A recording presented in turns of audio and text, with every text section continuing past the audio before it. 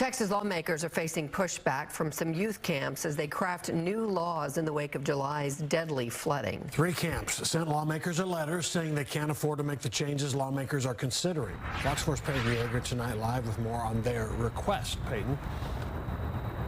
Steve and Heather, I spoke with Representative John McQueeney out of Fort Worth over the phone this afternoon. He told me that he has personally seen this letter. He says he's remaining firm on this issue, that these cabins need to be moved or rebuilt away from the riverbank.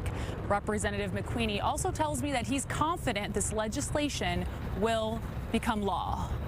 3 Kerr County camps are asking Texas Lieutenant Governor Dan Patrick for financial help with the new and stricter flood safety requirements contained in 2 bills, according to the Texas Tribune. The camps, Camp Waldemar, Vista Camps, and Camp Stewart, say the devastating July 4th flood plus the financial burden proposed under state regulations pose an impossible challenge. House Bill 1 and Senate Bill 1 would ban camps from getting a license to operate if it has housing in a floodplain. Both bills have been passed in their respective chambers. However, the letter signed by the 3 camps obtained by the Texas Tribune reads in part, collectively, our camps would face millions of dollars in mandated rebuilding costs for cabins subjected to the prohibition that did not sustain damage by recent flooding. These additional burdens would come on top of already significant flood repairs, operational expenses, and existing loans.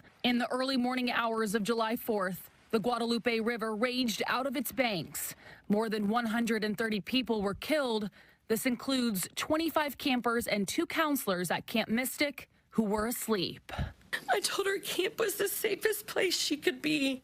Last month, Texas lawmakers heard testimony from victims' families, including the parents of children at Camp Mystic. Families backed the camp safety bills, pointing out the failures from camps and also local government. This legislation cannot bring back our daughters, but it is the beginning of change that must occur so this tragedy never happens again.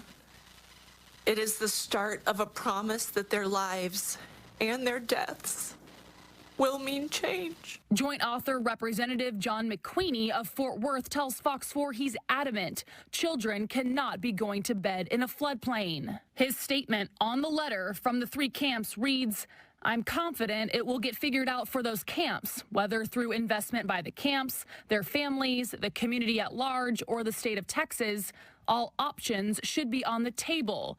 We must do this for these families and for future generations of Texans. Both House Bill 1 and Senate Bill 1 need to clear another chamber before they head to Governor Abbott's desk. Now, the organization Campaign for Camp Safety, which represents all of the Camp Mystic families, tells us they don't really have any type of comment on the letter that resurfaced, only saying that the testimonies from those families from Camp Mystic speak for themselves. Steve and Heather. All right, Peyton, we'll see what happens. Thank you.